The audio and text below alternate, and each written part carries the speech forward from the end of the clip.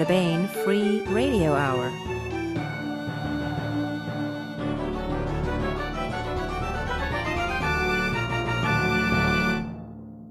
On the podcast, the mighty works of Andre Norton, considered by a mighty fine group of science fiction authors. Another question at hand: is your zombie apocalypse prep kit really all that? Oh, okay, it probably is. Ninjas and Psi Powers, coming-of-age stories and the heat death of the universe, plus part 24 of the complete audiobook serialization of David Weber's Shadow of Freedom. All right now.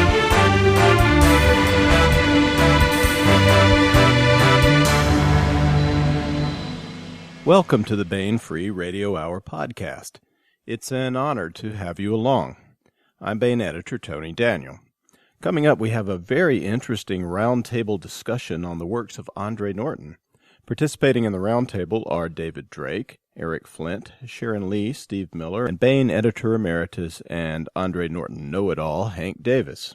Andre Norton's magnificent body of work was a formative influence on a great many writers who are going strong now. When we told them about our roundtable, our author guest on this podcast gleefully volunteered to take part in it, and each has a unique perspective on Norton and her work. Oh, and we asked Baen consulting editor David Afsharirad to moderate. He did a great job. And of course, we continue with the complete audiobook serialization of David Weber's Shadow of Freedom. But first, Baen associate editor Laura Haywood Corey joins me for the news. Laura, are you a prepper? What's that? You know, somebody who gets a go bag ready for a major storm, the collapse of civilization into anarchy, the zombie apocalypse, that sort of thing. When the stuff hits the fan. No, not really, are you? Yeah, I didn't used to be. In fact, I always thought it was kind of silly in my younger days, and then I had kids. And all of a sudden I had this instinctive, protective instinct kick in, and I couldn't help it. I got a kit together. So what's in your kit? Blue pencils and a copy of Moby Dick? Not far off, actually. So the reason I'm bringing this up anyway is that we have a new September contest. You know what the September debut novels are going to be full of, right?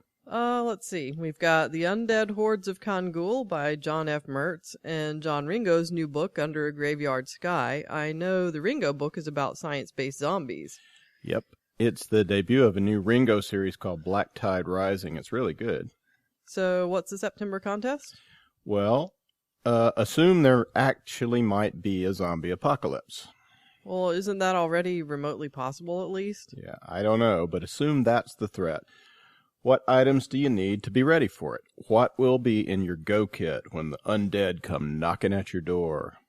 So, sort of a top 10 list, maybe? Yes, exactly.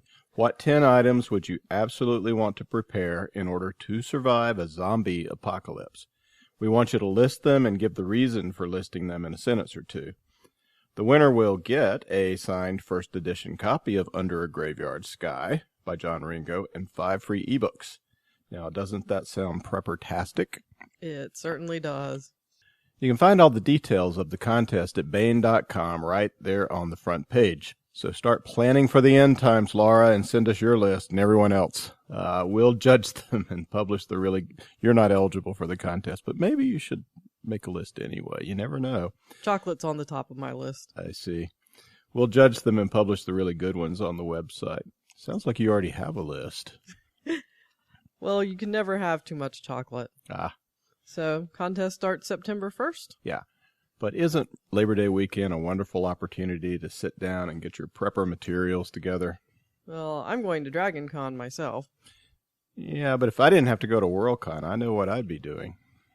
Anyway, find out all the details at Baen.com starting September 1st. And now we present our Andre Norton Roundtable. Taking part in the discussion are David Drake, Eric Flint, Sharon Lee, Steve Miller, Hank Davis, and moderator David Afsharirad. It's the Baen Free Radio Hour. I'm Baen Consulting Editor David Afsharirad. Today, Baen Editor Emeritus Hank Davis and I are going to be talking with David Drake, Eric Flint, Sharon Lee, and Steve Miller about science fiction and fantasy writer extraordinaire Andre Norton. Andre Norton has been called the Grand Dame of science fiction by Time Magazine, Publishers Weekly, and the Science Fiction and Fantasy Writers of America, an organization that awarded her its highest honor, that of Grand Master, in 1983, making her the first woman to receive the honor. She has been inducted into the Science Fiction and Fantasy Hall of Fame and was also the first woman to win the Gandalf Grand Master of Fantasy Award. The Andre Norton Award for Young Adult Science Fiction and Fantasy is named in her honor. Norton was born Alice Mary Norton in Cleveland, Ohio in 1912. After graduating high school, she had planned on becoming a teacher, but abandoned those plans because of the Great Depression. Instead, she went to work for the Cleveland Library System. A brief stint as a special librarian in the cataloging department of the Library of Congress was followed by Norton's ownership of Mystery House, a bookstore in Mount Rainier, Maryland. When the bookstore folded, she returned to the Cleveland Library, where she worked until her retirement in 1950. After leaving the library, she worked as a reader for Martin Greenberg's Gnome Press until she quit in order to write professionally full-time in 1958. Norton legally changed her name to Andre Alice Norton in 1934, the year her first novel was released.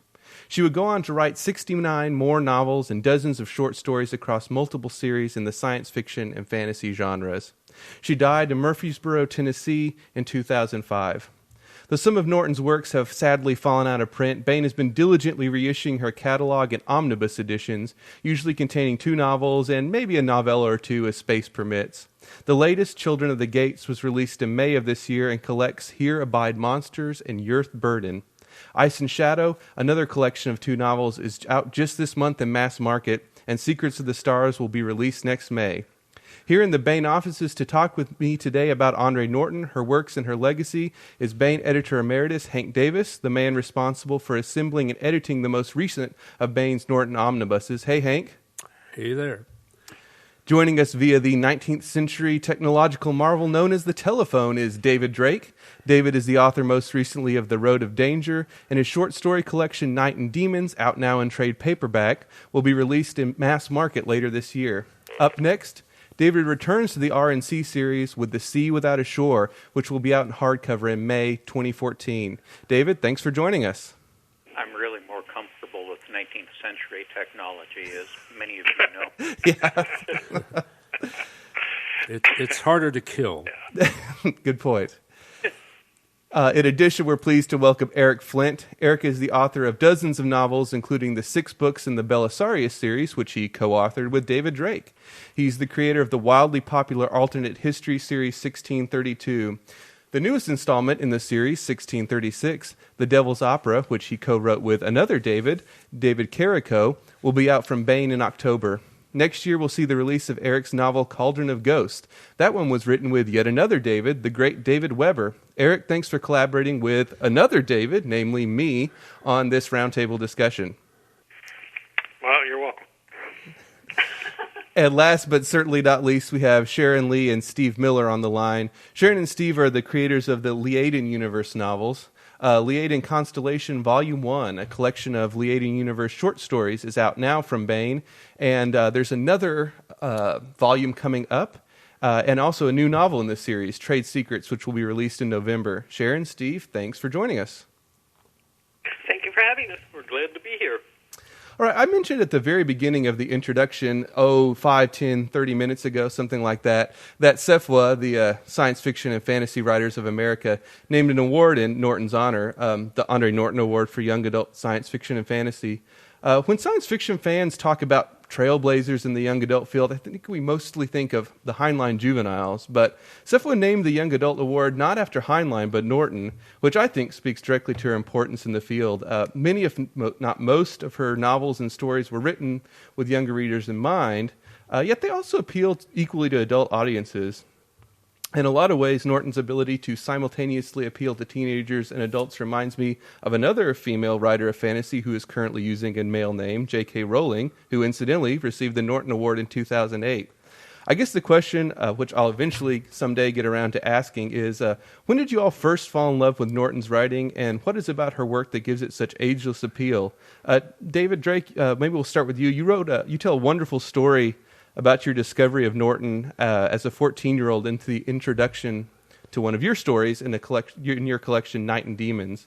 Maybe you could start us off with that, for those who haven't read the book, few in number though they may be.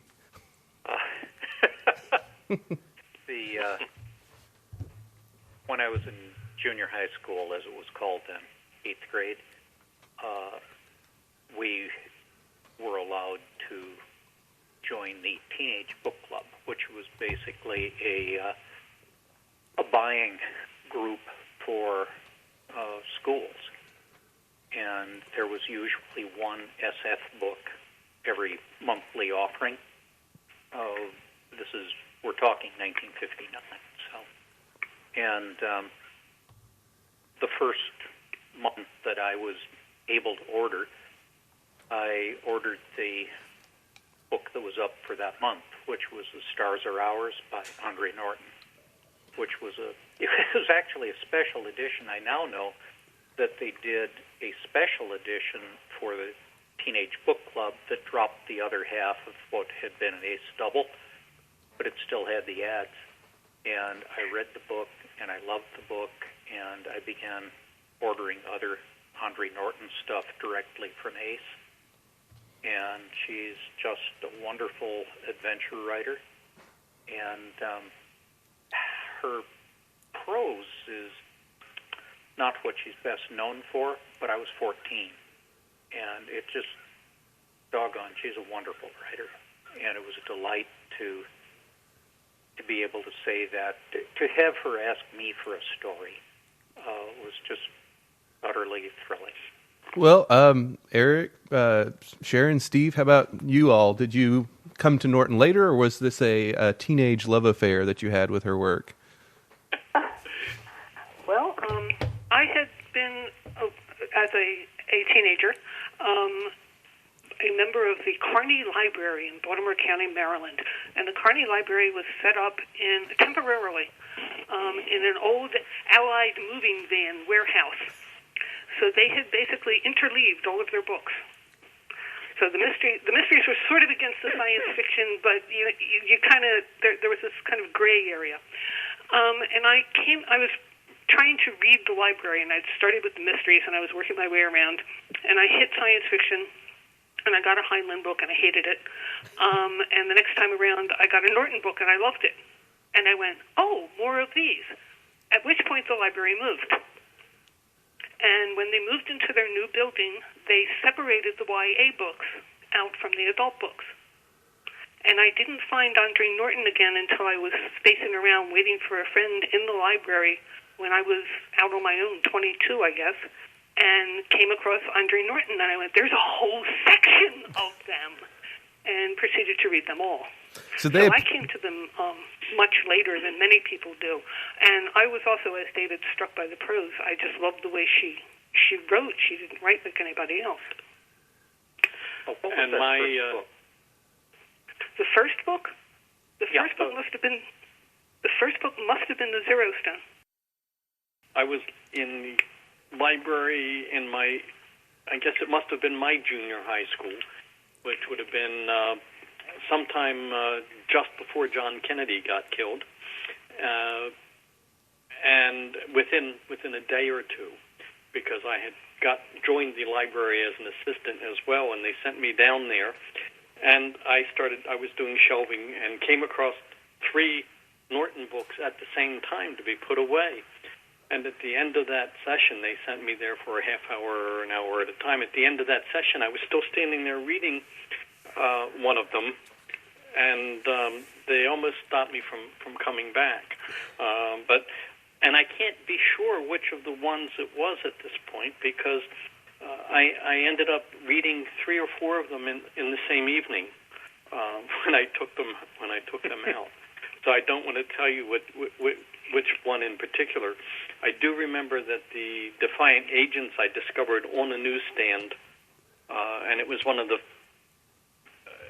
I probably caused my mother much pain and heartache that night, because I found it on the newsstand and I was out of money, and demanded that she buy that for me if I was going to carry the groceries to the car. So I learned several lessons in short order. All right, thanks, Steve. Eric, did you have a Andre Norton first time experience that you wanted to share? Yeah, I was about 12 or 13, and I don't remember where I ran across it, but I'm thinking I got it out of the high school library, but I don't think I'd actually started school yet. So I'm not sure. I don't really know where I got it, but the book I read was Star Rangers. And right around that same period of time, I read Heinlein's. My mother bought me Citizen of the Galaxy, and I read The Star Guard, and I read Tom Godwin's.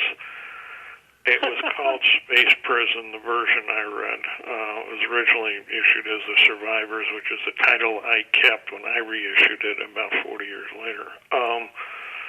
So I read those three novels roughly the same time. Those are the three books that got me into science fiction. And Norton I read was Star Rangers, and I really liked it, so I started looking for stuff. And shortly thereafter, I remember I read Starman's Son, 2250 AD, and Star Guard. And David, I know the stars are ours because I read it, but remind me what happened.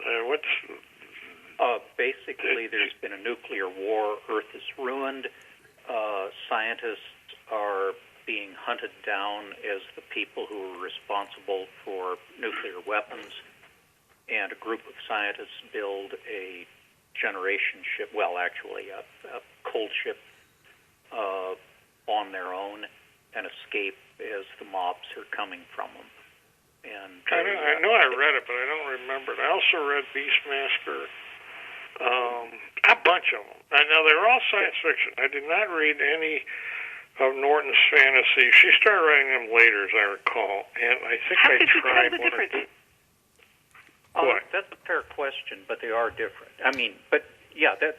What, the fantasies in a science fiction? Yeah, actually, that was You mixed them so much. Yeah, that was the next question I was going to... Well, I don't know. I mean, to me, the minute you put magic in it, as a teenager, it was a real simple division for me. As long as somebody claimed that what was happening was science, I figured, fine, we'll call it science fiction. If somebody says magic, even if they have a science fiction premise for it, which I recall she did for Witch World, to me, it was still fantasy. Same way Fred Saberhagen did the Empire of the East trilogy. He did have a science fiction basis for it, which you only find out at the end of the third book, but, to me, the whole thing read like fantasy. The reason I didn't particularly like Witch World wasn't because it was fantasy. I just didn't particularly like the story, that's all. I don't even remember why. Anne McCaffrey got really peeved at people calling her a fantasist because she started writing fantasy quite late. Yes, and, because the dragon books are science fiction. Right, and were published by John W. Campbell in astounding... actually, the first one was analog, but it really peeved her. But frankly, they had the feel of fantasy, just as Andre's stuff really... It's neutral, but, there's certainly nothing about it that would turn off a fantasy reader. I was both, but I didn't read her fantasy, because I was actually just a little older. Yeah, well, we were Hank and I were talking about Norton's and some of her fantasy writing, and Hank had made an interesting assertion to me that he kind of thinks. I mean, everyone gives credit to Tolkien for sort of ushering in fantasy, the fantasy boom that's still going on today, and obviously rightly so. But Hank, you were saying that you thought Norton maybe deserved co-credit for that a little bit. Could you talk about that a little bit? Yeah, it's certainly possible. I can't be authoritative about it without getting secret sales figures from Ace Books. But when she did Witch World in the summer of 1963, it was very unusual for Ace to publish a fantasy novel, which I considered it to be, although she uses a science fiction rationale for getting the guy into a parallel world where magic happens to work, and where also there are these alien invaders from a third parallel world who are very high-tech. They're like Wells's Martians, not the way they look, but the way they're invading. And I think the book, I can't really be certain after almost, 50 years, actually. Yeah. At 50 years, I can't be certain, but I think the words science fiction were on the book. And, of course, later on, when Ace did its unauthorized editions of the Lord of the Rings in 3 volumes, of course, They also had science fiction on the cover, rather than fantasy. So, but apparently that sold well enough that she wrote a sequel and sold it to Ace also, Web of the Witch World. And about the same time, I think, that the Tolkien came out from Ace, out came a third Witch World novel, Year of the Unicorn. So I think she may have been an advance guard for fantasy the same way Tolkien was, and probably convinced Ace Books it would sell.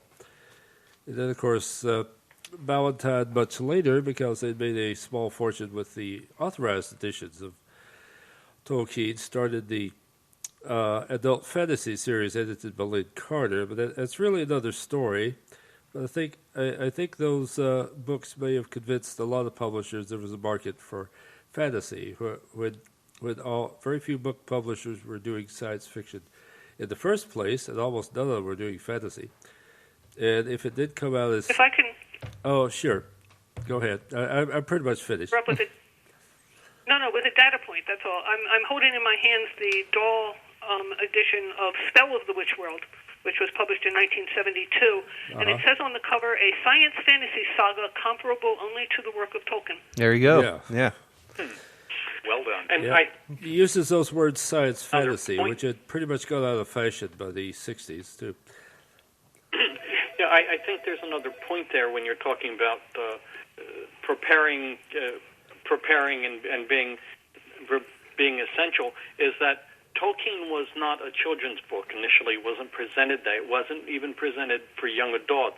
It was something that the college kids were reading, and the older, more advanced high school children. What happened was that a lot of those folks came through having a background with Andre Norton and a comfort with fantasy and science fiction, because she had an in with librarians, and librarians loved to make sure her books were in libraries. And I think that that's one of the reasons that she had managed to penetrate so many junior high school libraries. And those folks came out going, we need more, and zombie-eyed saw Tolkien and went, yes. So I think she had some preparation there. Well, we've kind of talked about this, but I guess I just wanted to talk about, have you talk about, rather, sort of the, we've kind of made a few jokes about it. How could you tell the difference between her science fiction and her fantasy writing? And I guess that's a question I have, is sort of, what are some of those hallmarks of her style, and how does she employ those genres differently, if at all, or employ different techniques or aspects of the genres that she blends together that kind of make it uniquely an Andre Norton experience? One of the things she did was that the strange was strange. As a homework assignment for this roundtable, I read Ice Crown and also Brother of Shadows. And Brother of Shadows starts on a fantasy world. It starts on a world where there's an assassin's guild, and there's a low-tech kind of society with lords and territorial disputes, and they employ assassins to help settle the knottier matters, as one might. But they've been discovered by a star-roving civilization, so there's a little star rover city sitting down there at the end of the valley, where the locals really don't go. So you have the mix of science fiction and fantasy, always. And you have this assassin walking into the city where he's not supposed to go and meeting up with a non-human alien who is just as weird to him as the fantasy world is to the non-human alien. And they're both treated as weird and strange, and they're both, and this is underlying in Norton, I think, both characters are assuming that they can understand the other character, that there can be a basis for common cause. I think that she doesn't differentiate, or didn't differentiate as much as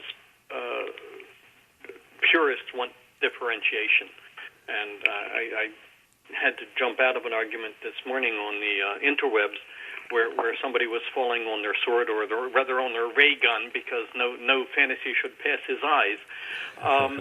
And I think that to her, what this was about was story, because while we're mentioning her fantasy and her science fiction, I don't know how many dozens of books she wrote that weren't fantasy or science fiction, but there were more than a few. I'm sitting here with a box of 28 or 30 books that are mostly. There's Scarface right there. But Scarface is in here, and she wrote other things, but she had an understanding, I think, of story first, and in some ways, I believe that she didn't differentiate to herself, and that she had this span where she probably put Scarface in with the same place in her mind where the bodies were.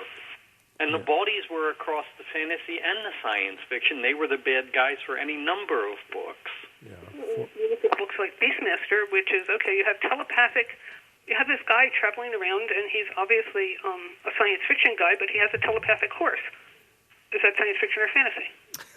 You know, the difference between science fiction and fantasy, in my opinion, comes basically, it's all kind of in the eye of the beholder.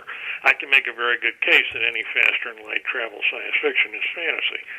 I mean, you know, it's I've never cared personally. I think it's a silly thing to get worried about, but at least in those days, ESP was considered science fiction. It just was, whether it should be or not.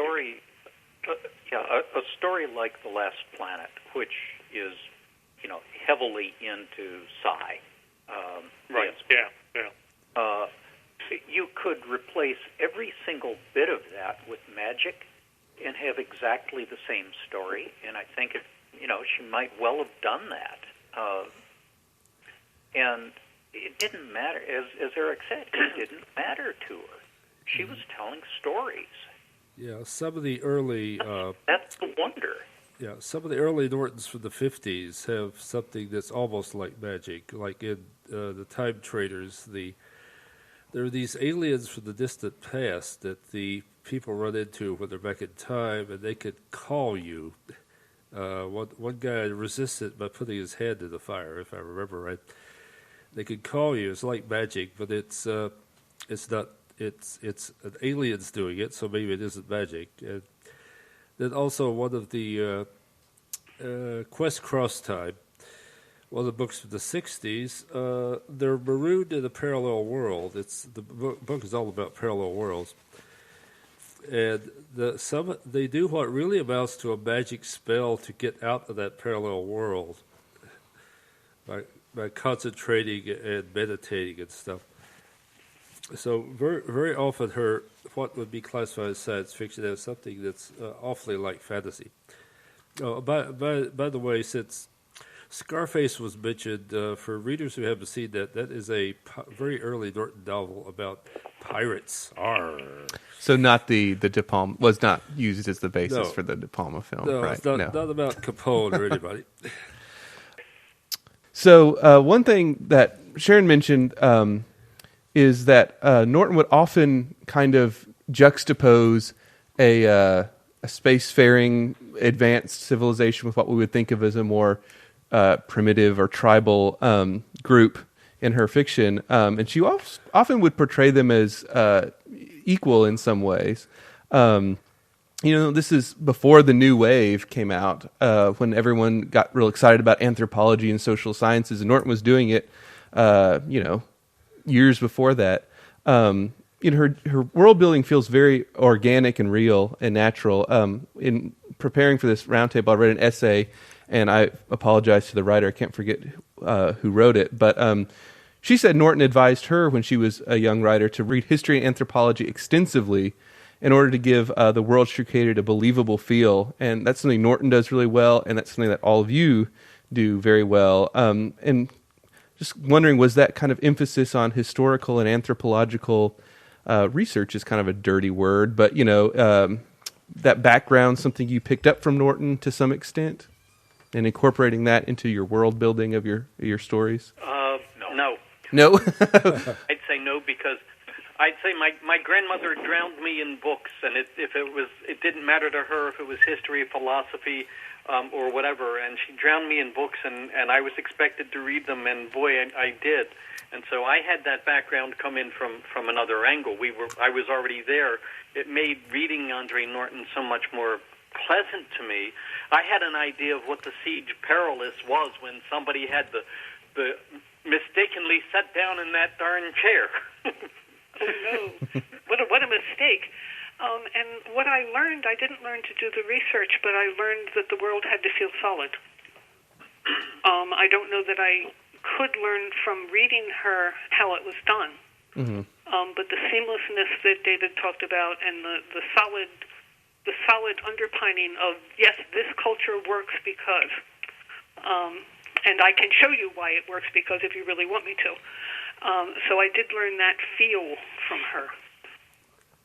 I think it made her more attractive to those of us who were into doing that sort of research, to understanding systems, because she has systems. She doesn't have, let's have people all living on the tops of trees, and what the hell they're eating is, beyond me, because they're not eating the trees. She didn't do that sort of thing. She had economies. Right. It isn't what she spent her time on, but you knew that people were getting food here, and it was in a reasonable fashion. And that put her ahead of an awful lot of writers of the time. And I think she had a real, understanding of systems when you look at how badly so often bureaucracy was portrayed. She'd obviously suffered from bureaucracy because so many of her people have got to deal with the bureaucracy, and it's part of what gave the Dipple its strength, was that there were people who were trapped in that bureaucracy, in effect, in its own. So it's but she brought that part of system to students. I was in junior high school when I started this. I wasn't used to thinking in these terms, but the same as the historical stuff. I wasn't used to thinking of them as a system, as you put it. But she did make it all make sense. Let's take a minute here to talk about some of the, maybe like a recurring theme in her work, which is that she often writes about outsiders who are thrust into situations that are bigger than they are. Characters often go through some sort of rite of passage in order to realize their full potential. I think this helps explain her appeal to younger readers, especially kids who are maybe a bit bookish. Maybe they feel like outsiders themselves. Certainly, I think a lot of us science fiction fans at that age felt that way, maybe. Was that something that any of you kind of identified with when you were reading her work as, younger readers? That's really a hard one. I was unable to communicate with people for several years as a child. And I say that because they actually sewed my mouth shut. After I had a very bad accident where I tried to take out a telephone pole with a sled, and I was leading with my face. And they rebuilt my mouth, and they periodically just sewed my mouth shut for a while. For a while, the only person who could understand me was my brother, which meant that I read everything my grandmother gave me. I read every book in the house. I read the encyclopedia. So no, I did not belong in the ordinary group of children out on the playground a lot of times because I wasn't in their world in many ways. So coming across Andre Norton, sure, I just fell right in. I was certainly an outsider, and the more I look back on it, the more of an outsider I realized I was. But hell, I didn't know. I thought everybody was like me. God, what a world that would have been. The thing that got me was just the adventure. I mean, it wasn't the fact she was writing about outsiders per se. And it's not just individuals. The whole group in Stargard, they are low tech. I mean, they're second class, third class, fourth class. They're kids so far as the high tech people running things are. And it was that sort of feel, not as an individual, but even as a society, that, gosh, there's a lot that, we can't touch. We don't know anything about. There's these rules, and other people are breaking the rules. And we can't do anything about it because we're just kids. Yes, and she gets that beautifully. I think the one that hit me most with the outsider theme, I, like David, was reading for the adventure, okay, this is really cool, was Starman's Son. Because he's so out of place, and he's so tangibly out of place with where he is. And at that point, I sort of went, gee, I know what that feels like. Because, 6-foot girl and 12 years old, the whole business. Plus read more than tall. Oh no, being 6 foot tall and 12 is just awful if you're a girl. Being 4'11" but is not great for a boy. But that was the first time I recognized in a fictional character that feeling of, boy, I really don't fit anywhere.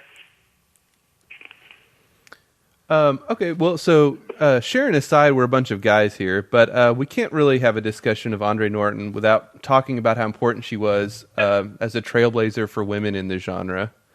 She was the first woman to win the Gandalf Award. She's the first female Cephala Grandmaster. Witchworld, her series has kind of been cited as a way in, I know, by a lot of women writers and fans in the genre.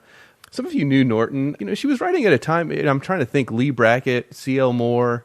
There's not a lot of women, of her stature at the time writing. Was this, was she? Did she think of herself as sort of purposefully paving the way for women, if you will, or is this just a happy side effect of she was a great writer and it showed that maybe women could write this stuff?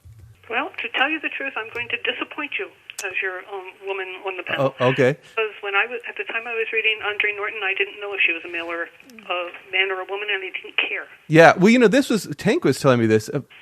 Some people, I guess, didn't realize, but some others, I guess, they said it was kind of an open secret. Maybe wasn't. Sharon, you were reading the hardcovers, right, in the library, but I was reading the Ace paperbacks. The hardcovers at the library.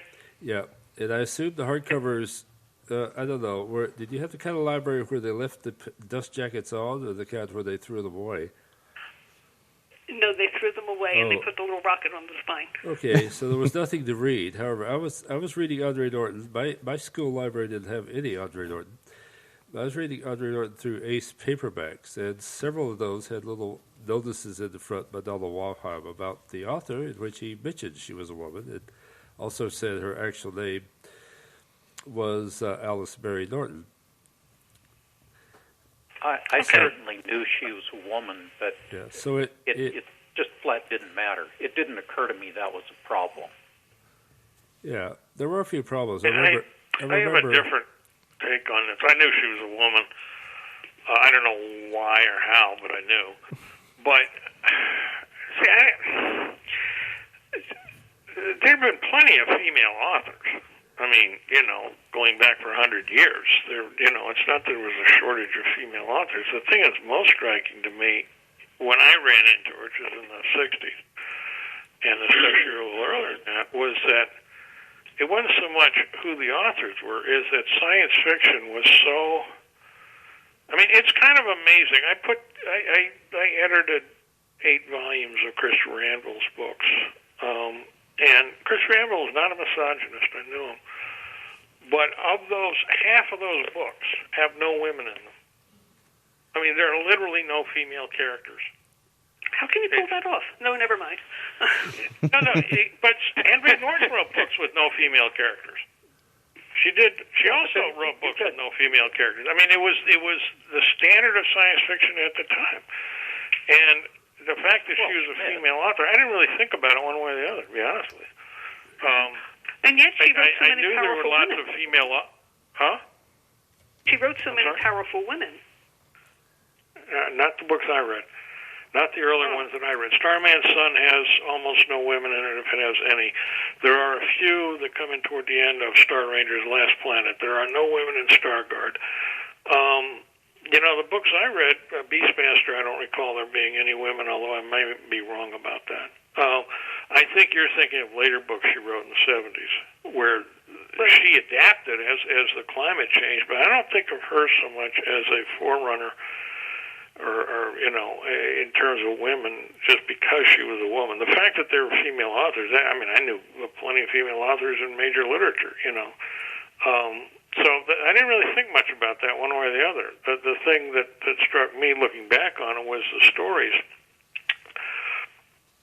Her stories that she wrote, the ones I ran into in the early 60s, were not much different, if any, than in the sense of female gender than most other authors I'd run across. I think that from the standpoint of somebody who was wandering through the school library reading books, a lot of the mysteries, a lot of the generic boys' books were by men, but some of them were by women, and the books that we were supposed to read, we had from either side, so it certainly wasn't an issue from that standpoint at any point. It didn't bother me. It didn't affect me one way or another. And the question is, at what point did women coming along have that be important to them? And it might have been that readers who were starting off in the 80s or 90s might have noticed that later, because it had become a different kind of cultural issue. Well, yeah, and then you're talking about somebody who has a 68-year career. Is that what we're talking about here? People are going to come in at all different points in their career. Oh, yeah, sure. I told my first story in 1966. I'm feeling a little pressed on that. Well, what was her first book? Was in 34? 38, 34, something like that. Yeah, I think it was 34 and then 38. Yeah, well, Karen the Eternal, as I recall, wasn't actually completed until the 60s, wasn't it? Actually, the 70s. But it was a doll book. She had some publications in the 30s. I think we had come across. Yeah, 34 was the first. Prince Commands in 1932 or something. Yeah. But I don't think she did any science fiction until the 50s. No, I think it was late 40s. Yeah. All right. Well, I guess finally, Eric, wanted to end with you. You co-wrote a book with David Weber called Crown of Slaves, and you dedicated it, the two of you did, to Andre Norton. I'm just going to read the dedication, if you don't mind. He wrote, "To Andre Norton, Andre, you proved long ago that being a giant has nothing to do with physical stature. You've been taking giant steps in teaching the art of storytelling for over half a century, and we are among those many who have been privileged to be your students. It's time we told the teacher thank you." Throughout the interview, we've mentioned you guys learning from Norton, even though maybe you didn't know it, you were just reading it for fun at the time. Hearing that dedication discussion we've had, it's obvious that she was a big influence on you and Weber and to everyone sitting in on this. I guess just to ask, if you had to put a finger on some of the things you maybe learned from Norton specifically or generally, what would they be? And Eric, you can start, but anyone obviously can feel free to jump in. The thing I mostly reacted to Norton, when I say mostly, about 98%, when I first ran across her as like I said, 12, 13, 14, she's just a great storyteller. I don't remember even thinking about her prose one way or the other. They were wonderful stories. They were adventure stories. The one thing I noticed, which I was, you got to remember, this is right around the time the civil rights movement was really beginning to hit big. It had actually begun in the 50s, but it was really rolling across the country now. Where she was one of the things that I noticed about science fiction as a very young reader that really annoyed the hell out of me was that the world of the future seemed to be entirely white Christians. Jewish authors would not have Jews in the stories. There were no Jews, which pissed me off because, Hitler win the war? What happened? And then there were no people of color at all. And Norton was the one exception, and to some degree Heinlein. But Norton was the one exception. She would sort of go out of her way to... And I remember many, many, many years later when I talked to her about it, she was still grumpy. And we're talking, 50, 60 years later, because the publishers would never, the covers would never reflect that.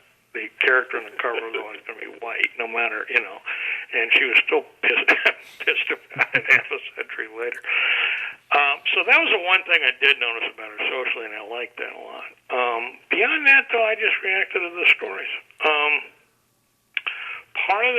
David and I wrote that dedication was we knew from talking to people, both of us knew her by then, that she was, feeling kind of depressed because she sort of felt that the, science fiction had passed her by, and she felt like she was half forgotten, I think, which is certainly not true, but she felt that way. So, from what several people told me who knew her better than I did. And so that's part of the reason David and I wrote it, just to, insofar as we could. I mean, we were both of us popular authors in modern time, just, that she had a big influence on us, which was true. I mean, we didn't have to fake it. But that's part of the reason we went out of our way to do it. I think it was funny, David still hasn't forgiven me for this, is that David Mattingly did the cover for that book, and the cover's kind of salacious. And David Weber was the one who had to go and present it to her because I was nowhere near it. And so he was the one who showed up to this, woman in her 90s and had it as a cover, and she looked at it and said, "Oh my!" And he still sort of grumbled at me about it that I made. What could I do? I wasn't near. He was closer than I was. The thing that, looking back on it, really struck me, it really had an effect on me, is that I'm reading The Last Planet, and they're on this primitive world, and it looks like their civilization is in the process of collapsing, and they're going to have to make a new home on this very primitive planet.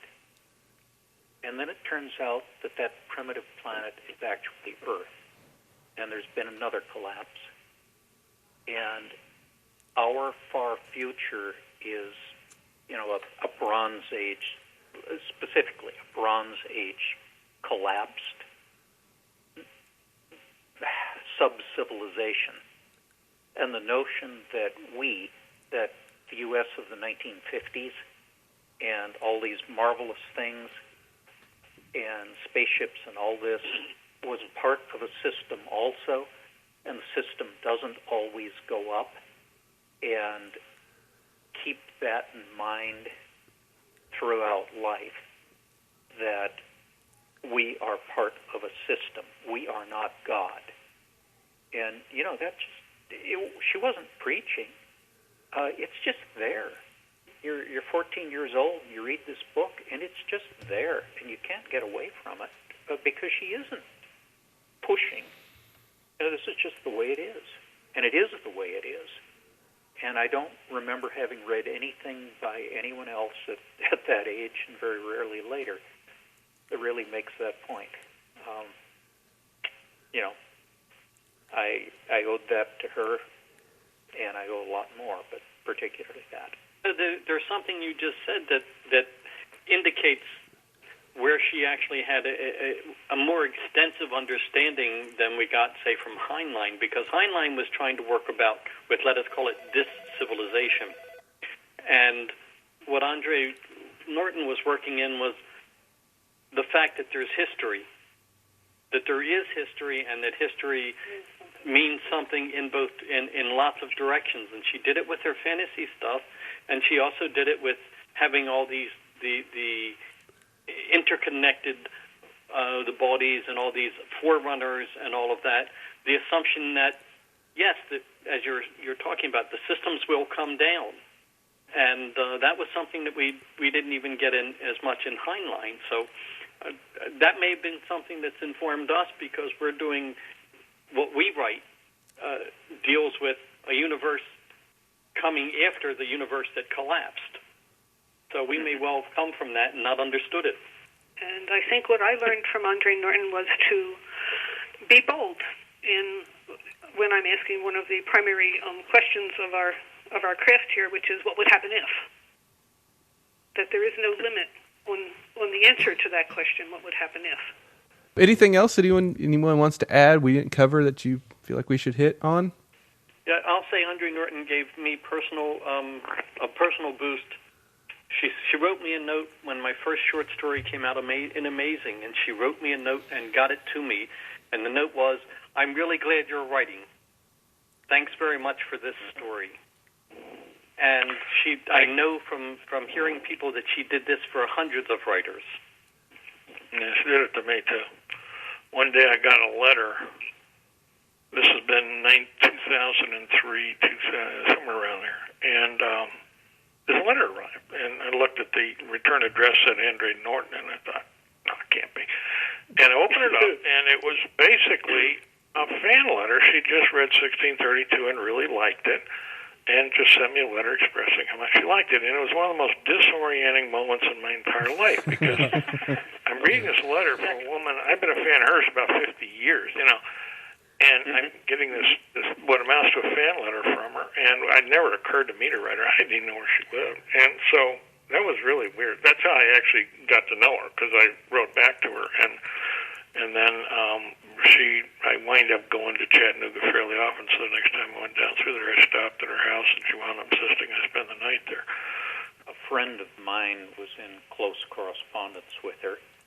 I'd met her, but I don't bother other writers.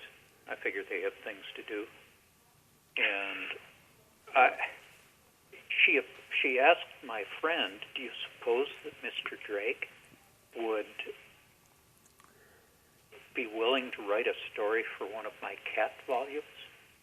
I'd like some men in it, and while my fans are wonderful people, having a professional writer might be useful also. Couldn't hurt. Yeah. And, it was, hell yes, I'll write her a story. I mean, God. And so that's why I have a story in a Cat Fantastic volume. Well, we share a credit then. I have a story in a Cat Fantastic volume too, and I had sent my story in as she had asked if I would be interested in writing a cat story for her, because we do cats a lot in our universe. And I sent it in, and she wrote back and she said, I love this story, it's wonderful, but there's no magic in it. Could you please, it's a fantasy anthology, could you please put a little magic in it for me? Just to add in some magic. Yeah. All right, we've been talking about Andre Norton here on the Bane Free Radio Hour. I'm David Afsharirad. I want to thank everyone for sitting in on this. Hank, David, Eric, Sharon, Steve, thanks for talking all things Andre Norton with us today. Thank you very much. Thanks for the invitation. Thank you. And now we continue with our complete audiobook serialization of David Weber's Shadow of Freedom. This portion of Shadow of Freedom is provided by Audible.com. Get the complete audiobook at Audible.com now. If you are not a subscriber, you can get the entire audiobook free, or choose from more than 100,000 other titles when you try Audible free for 30 days. Okay, here's what has gone before. After a fierce war, Honor Harrington's star kingdom of Manticore has defeated one long-standing enemy, the Havenites, and reached a truce with another menace, the ancient aristocratic Solarian League. The Solarian League is crumbling, and on the edge of its empire, rebellion is brewing.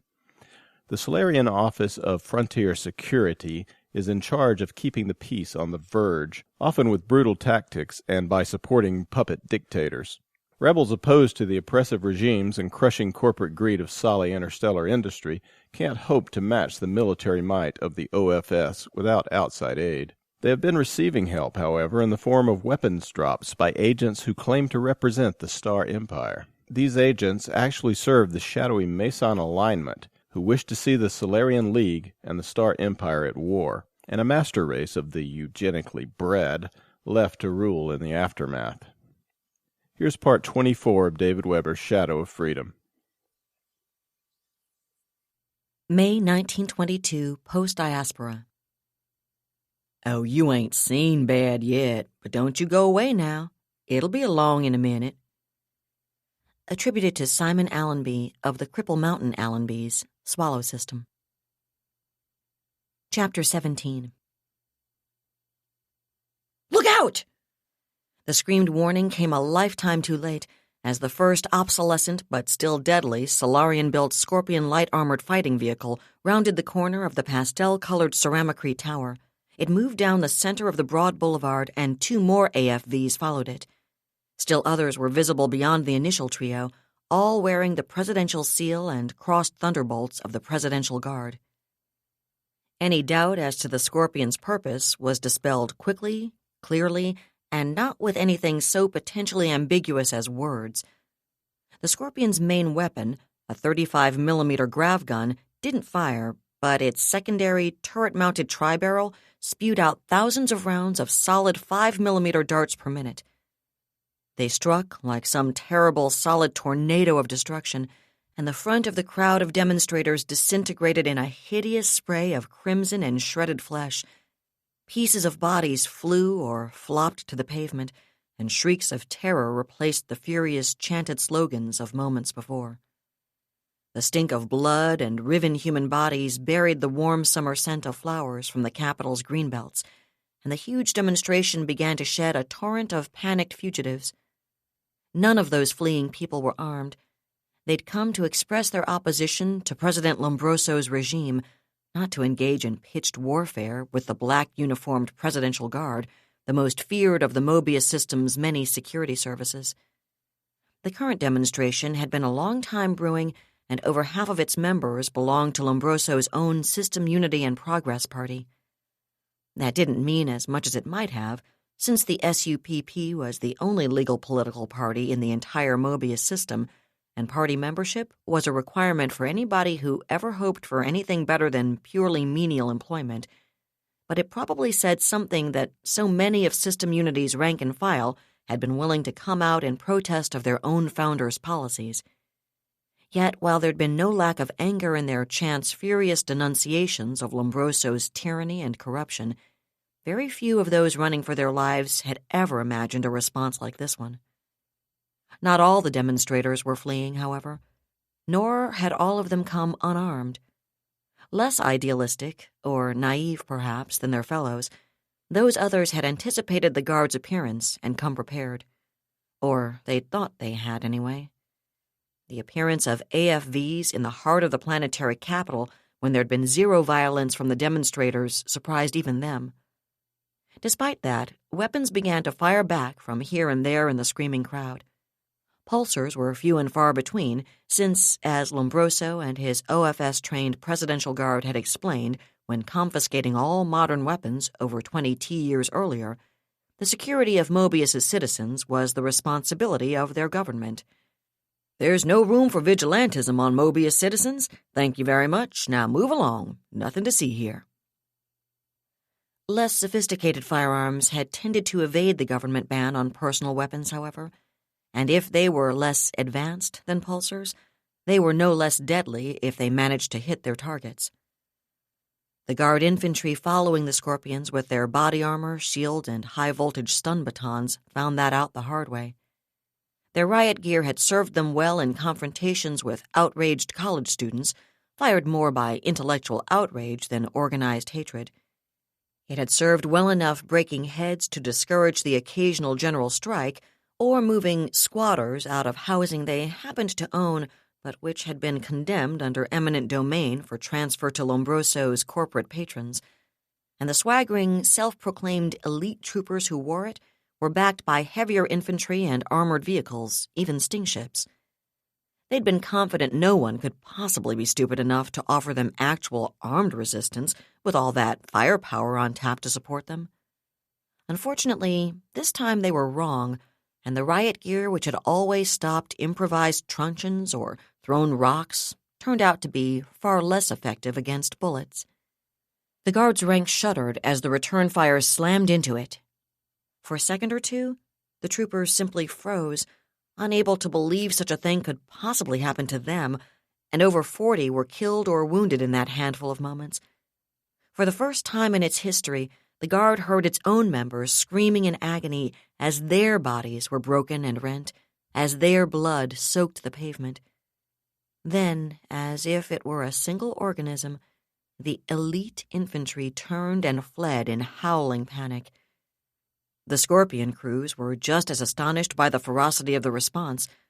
Like their infantry compatriots, they'd grown accustomed to being the ones who did the killing and maiming. The notion that someone could offer them organized violence in return had never crossed their minds, and they snarled in fury as their anticipated afternoon's amusement of slaughtering enemies of the state turned into something else. Yet there were still plenty of those enemies of the state out there, and the Scorpions still had their weapons and their armor. They swept forward on their countergrav, tri-barrels raving. Dozens of demonstrators, most of whom hadn't had a thing to do with the fire coming back at the guard, were killed for every security trooper who'd gone down. Bodies, or parts of them at least, piled in rows as hypervelocity darts tore them apart, and scores of other people were trampled, many to death, in frantic efforts to escape the Scorpion's wrath. Unfortunately for the guard, however, President Lombroso's security forces hadn't managed to confiscate all of his citizens' modern weapons after all, and the anti-tank launcher on the 30th floor of the O'Sullivan Tower was a very modern weapon indeed. Its kinetic projectile weighed over 5 kilos, despite its slender dimensions. Accelerated to 30 kps by the man-portable gravitic launcher, it was effectively an energy weapon. The super-dense projectile struck with the equivalent energy of well over half a ton of pre-space high explosive, concentrated into a penetrator barely 1.5 centimeters in diameter, and the lead Scorpion erupted in a blue-white blaze of burning hydrogen as its fuel tanks ruptured. A second launcher took out another light tank in equally spectacular fashion, and the Scorpion crews turned their attention from the diversion of butchering demonstrators to the desperate business of self-preservation. Their weapons tracked around, trailing swaths of destruction, hammering the faces of the towers from which the fire was coming. Display windows and businesses exploded. Flames gushed through shattered ceramicrete walls. Fire alarms wailed. Smoke steamed up in dense, choking columns, and another Scorpion exploded. The others redoubled their efforts, and main gunfire joined the tornado of tri-barrel darts. The 35mm projectiles were substantially heavier than that, and at least as fast as the anti-tank penetrators, and explosions pocked the towers, blasting deep into their internal structure. "Intolerable! Unacceptable!" President Svein Lombroso shouted, pounding on his desk blotter. "Did you see that? Do you see that?" He stopped pounding long enough to jab one hand at his office windows, which overlooked the columns of inky black smoke rising from the heart of the city of Landing's financial district. The firing had finally stopped an hour ago, but the lower stories of 3 major towers were roaring infernos, and God only knew how much damage those fires were going to do before they were extinguished. And not just to locally owned property either. 2 satellite offices of Lombroso's major transstellar sponsor were part of the bonfire as well. "I've been telling you for months something like this was coming," the president continued. "For months. I've been warning you about the rumors, the malcontents my security people have found, but did you believe me? Hell no, you didn't." "Mr. President, please calm yourself," Angelica Sidus said in her most soothing tones. Her raised hands made stroking motions in midair. "I agree this is terrible, sir, but the situation's a long way from out of control." "A long way from out of control?" Lombroso stared at her incredulously. "I lost over 100 men. 100 men! That's more guard troopers killed in one afternoon than in the last 52 years. Do you think those malcontent anarchists don't realize that? Aren't going to be emboldened by their success?" Sidus bit her tongue. Officially, she was a State Department employee, the Solarian League's trade attaché on Mobius. Actually, as everyone realized perfectly well, the trade mission was where the local office of Frontier Security's representative, one Angelica Sidus, as it happened, hung her hat. As a mid-level OFS bureaucrat, Sidus had seen more strongmen like Lombroso than she cared to recall. More than one had gotten his ass in a crack through sheer stupid incompetence, too. And it was amazing how many of them would have fixated, just like Lombroso, on the losses their security troops had taken as something likely to embolden their local opposition, instead of reflecting on the fury the 2,000 or 3,000 civilian casualties were going to engender. Because, of course, they are civilians. They don't matter, Zydus thought grimly. Why, oh, why have all these back-planet jackasses heard all about the stick, but don't even have a clue about the carrot? Who do they think supports the lifestyles to which they've become accustomed? Their security goons or the workers they kill off in job lots at moments like this. Not that Lombroso had a corner on the unthinking brutality market, she reflected, glancing at the two Mobians standing attentively behind the president. General Olivia Yardley, CO of the Presidential Guard, was a fairly typical blunt object in Zaitis' opinion. A bit more imagination than many a uniformed enforcer, perhaps, but not a lot, and the Guard reflected its commander's personality, which explained a great deal about its reactions this morning.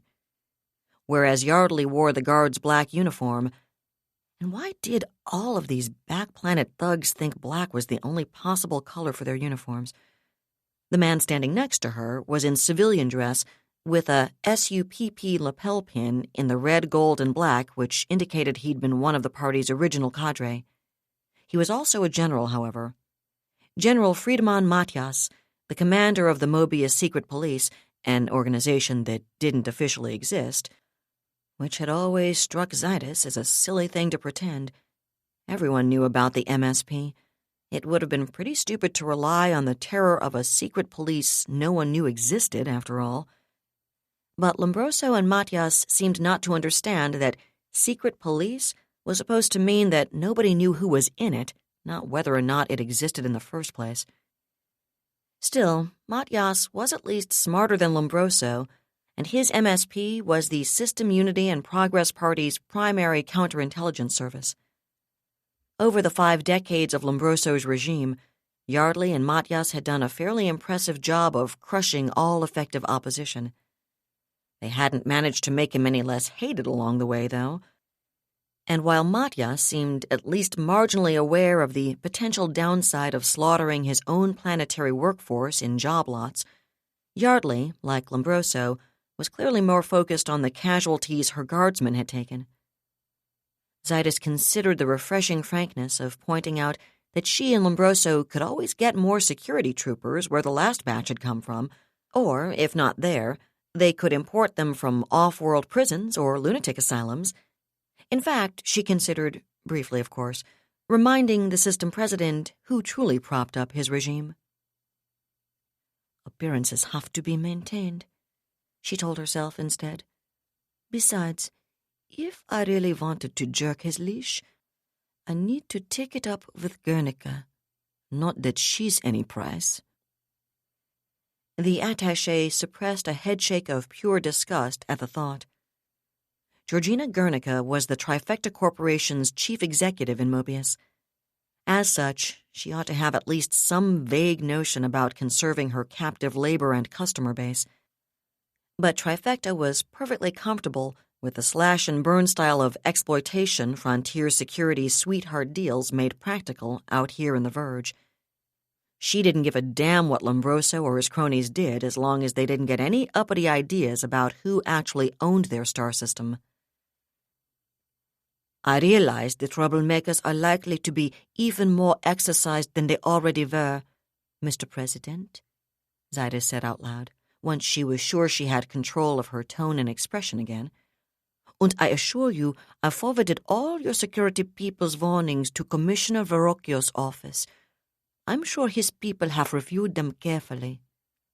Or not, she thought. After all, you've been whining about the threats to your regime for the next best thing to 40 decades. Ever hear the story about the little boy and the wolf? Whatever the hell a wolf is. And how much good is that going to do? Lombroso demanded. Myers is over 12 days from here, even for a dispatch boat.